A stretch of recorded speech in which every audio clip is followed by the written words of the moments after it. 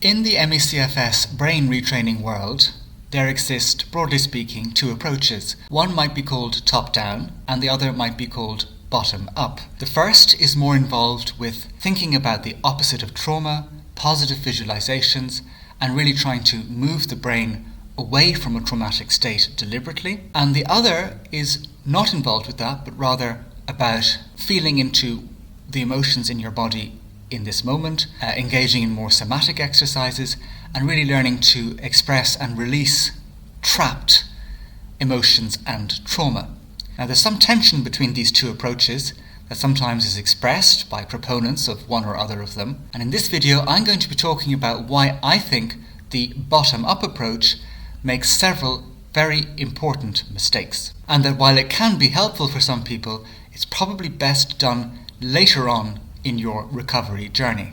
But first, my name is Patrick Usher. I am author of the book Understanding ME-CFS and Strategies for Healing, in which I distill some of the latest, most exciting breakthrough ME-CFS and long COVID research, as well as talking about treatment strategies that I have tried in order to improve my condition. The link for that book is down below. So first, just some general remarks.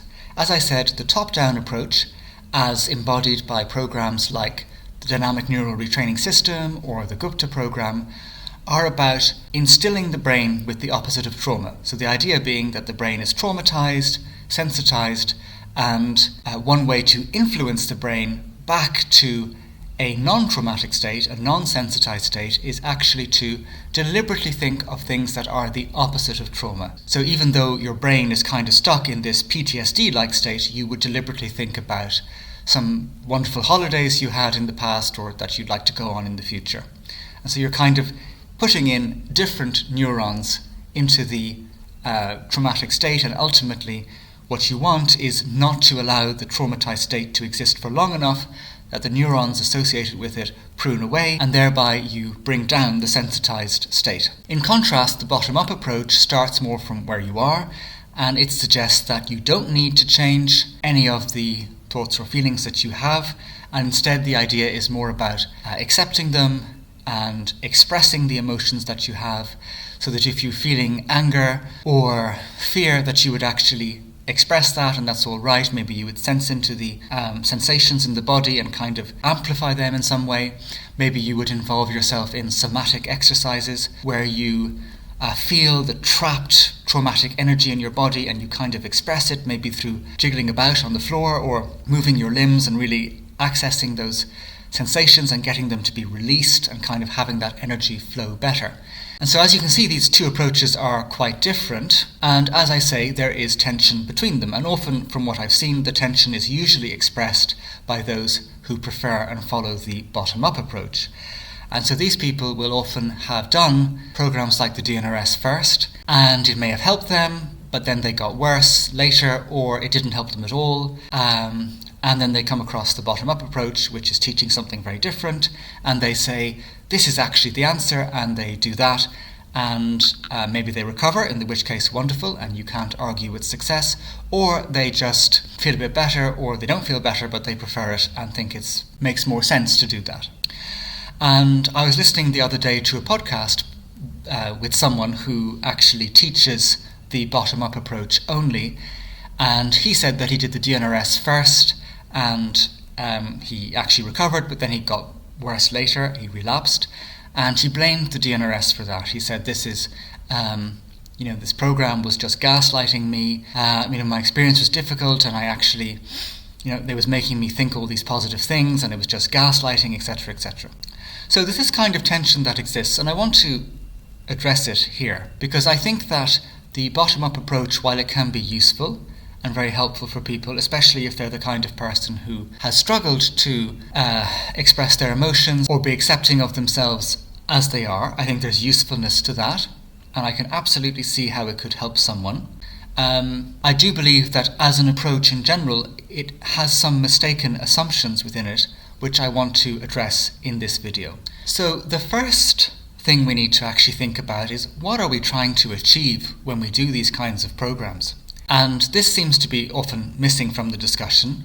But what we are actually trying to do is achieve neuroplastic change. We're trying to actually physically change parts of the brain that have become weaker or stronger as a result of ME-CFS and get those parts of the brain back to normal in order to improve brain function, autonomic function, and therefore to have a secondary effect on the overall functioning of the body. And so in order to think about what we're trying to change, let's think about some recent studies into ME-CFS. So for example, this one by Tapalia et al. Did use an advanced MRI technology to find what's changed in the ME-CFS brain.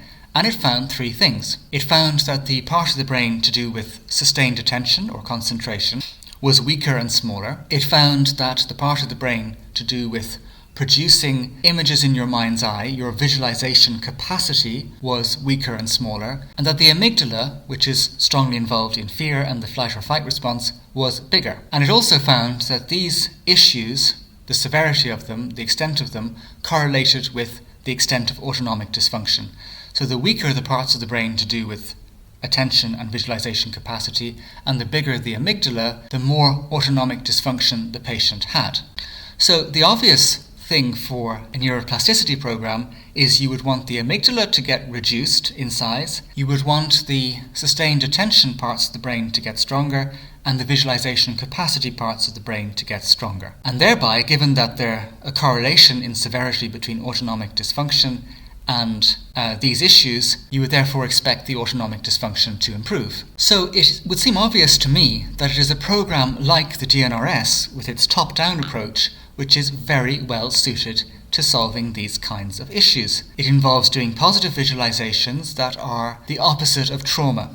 So you are deliberately directing your mind, you're deliberately increasing focus, you are doing visualizations, so you're increasing your visualization capacity, and because the content of the visualizations is positive, you are lowering the amygdala activation and therefore size over time. And so this would be why I think some people who do the DNRS recover from ME-CFS. Now, as I've said in other videos, ME-CFS is very complex and there's so many other things going on as well, even though it is all one vicious cycle. And so there are plenty of, I think, reasons why someone might do this program and not recover as well. But we can see how, theoretically, the top-down approach is actually very well suited to correcting these problems. And my feeling is that people who do the top-down approach and later end up blaming it have either not actually managed to affect the permanent neuroplastic change in the issues that I have described, or they have managed to affect change, but their other issues, the mitochondrial problems, microclots, blood perfusion, autoantibodies, low blood volume,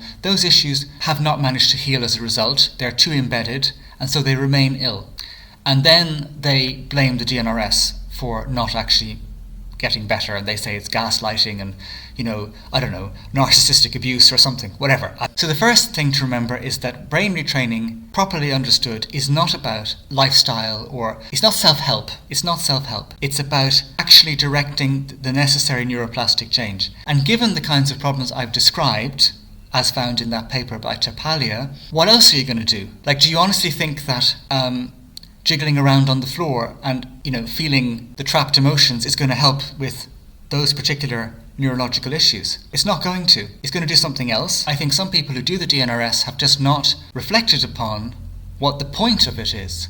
It's not self-help. It's actually about affecting neuroplastic change to really de-traumatize the brain and strengthen the executive function parts of the brain, the parts to do with deliberately creating thought, deliberately directing attention. And I think that the kind of mistaken assumptions of the bottom-up approach are very apparent when it comes to sensitivities. So things like multiple chemical sensitivity, electromagnetic hypersensitivity, noise and light sensitivity, classic fibromyalgia.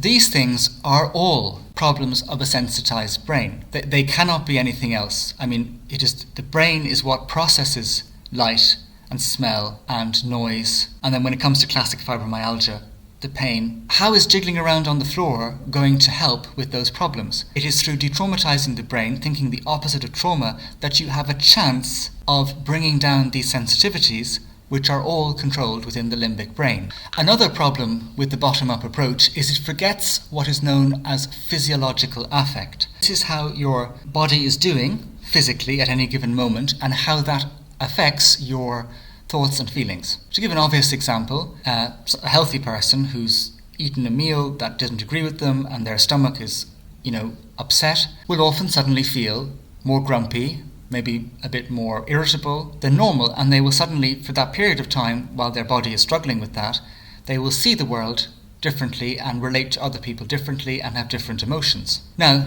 let's apply that to ME-CFS, where people often have low blood volume and even a litre or more less blood than normal. So the brain is really struggling with the reduced blood perfusion, and because of that, it is creating different thoughts and feelings. It is creating far more anxious thoughts. It is creating far more angry and hostile thoughts.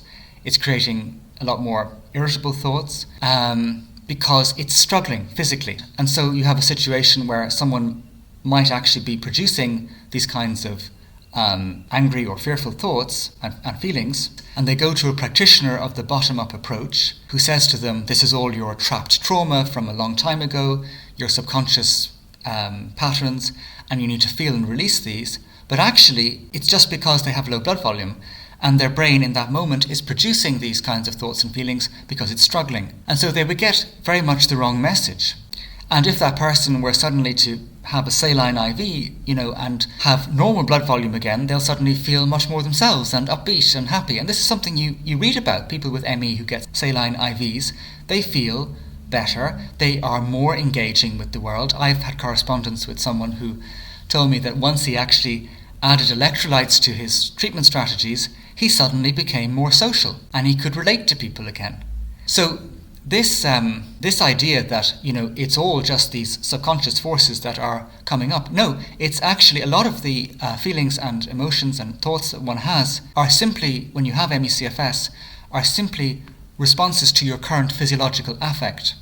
Similarly, even at the level of psychology and rewiring the brain, sometimes people with a bottom-up approach say that things like the DNRS are just masking your real feelings and thoughts. Again, this comes down to, okay, do you really want to care so much about the kind of thoughts and feelings you have when you have a litre less blood than normal? That's a question. But also, if you are, let's just say, never mind about the physiological stuff, let's just say that you have a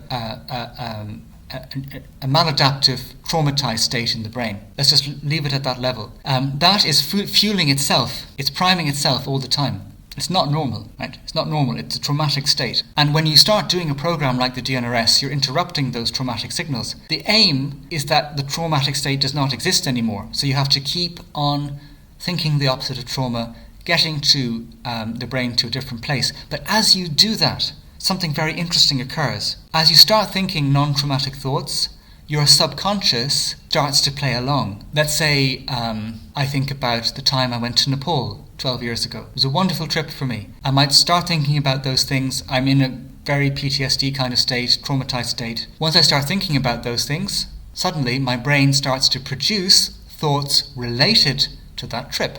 The subconscious is on the case in order to actually play along and start to engage neurons that are not connected to trauma. And if you do that enough, you get to a situation where your baseline interaction between the conscious and subconscious mind is non-traumatized. So at that stage, well, who are you? You're your non-traumatized self. But these people are saying that your traumatized self needs to be given a lot more kudos and seriousness. But this is assuming that the traumatized state deserves a special status, whereas actually what your brain and your body want you to do is not be traumatized. There's a kind of almost Freudian trap here, and there are a lot of Freudian assumptions in the bottom-up approach. It seems to me, Freud actually wasn't a scientist. He had good ideas and he came up with some interesting observations, but a lot of his ideas about how the brain works and so on are rubbish. I would encourage anyone to read the excellent book Therapy's Delusions, The Myth of the Unconscious, to learn more about why. But basically it's a trap. And I have known people who do this approach of sensing into their trapped emotions, their trapped trauma for decades. And they're always certain that they're going to be happy, after they process that next piece. But ultimately, are they just traumatizing themselves, re-traumatizing themselves over and over? Don't get me wrong, we are affected by our childhood and our development, and these things leave their mark. The question I'm posing is, what's the best way of dealing with it? It's very important to know your story accurately and honestly, to know exactly what patterns were instilled in you, what your blind spots are, and how your upbringing created you. However, the question I'm posing in this video is, what's the best way of dealing with it? Why was it when we look at great traditions like Buddhism that when someone went to the Buddha and said, I'm very distressed, his response was never to say, jiggle around on the floor and feel your anger and feel your trauma and go and thump a pillow? Why did he never say that? Why did he instead say to sit down and be still and to focus on developing concentration and stabilizing your mind? Do we want to be like the captain of the ship who is able to guide the ship carefully and skillfully through the storm? Or are we just going to have a wild steering wheel going wherever it wants to go? To my mind, I'm not saying that this is not useful. I think for some individuals it is useful, and if someone recovers doing this, that's great, and some people do, and you cannot argue with success, whatever I might be saying here. So if this is working for you, great. But on the flip side, this can be a kind of Freudian trap. It operates under a lot of Freudian assumptions. It ignores physiological affect. It ignores the very obvious maladaptive neuroplastic state that exists in terms of smell and noise sensitivity and light sensitivity. It's not geared towards fixing those problems. And it is not considering the research into the brain in ME-CFS, which shows certain issues and what would actually be necessary to fix those problems. And to my mind, it is the top-down approach which is far better placed in order to effect the kind of neuroplastic change that these conditions need. Now, whether or not that leads to recovery, one cannot say. There are so many things going on in the illness. But whatever about that, I believe it is possible to improve the neuroplastic and thereby to ameliorate brain function and autonomic function and to improve quality of life in that way, at the least. That's it for this video. It's a more controversial topic. As I say, there's tension between these different brain retraining programs and coaches. I know that one of them, which I haven't done, the Primal Trust program, instead advocates doing the top-down first and then the bottom-up one second, because actually for some of the reasons I've mentioned, in that if you do the bottom-up approach first, you could actually re-traumatize yourself. But basically, my feeling is the top-down approach makes much more sense in light of the nature of ME-CFS and the sensitized brain. And later on, if you're doing a lot better, you might want to investigate the bottom-up approach. If you are someone who's had difficulties with expressing your emotions, finding your place in the world, and and is disconnected from your body, those kinds of approaches may help at that stage. I look forward to your comments on this topic below. What do you think? What do you think of this kind of debate between the top-down and bottom-up approaches? And have you done one or the other? What was your experience? Let me know in the comments, and I will see you in the next video.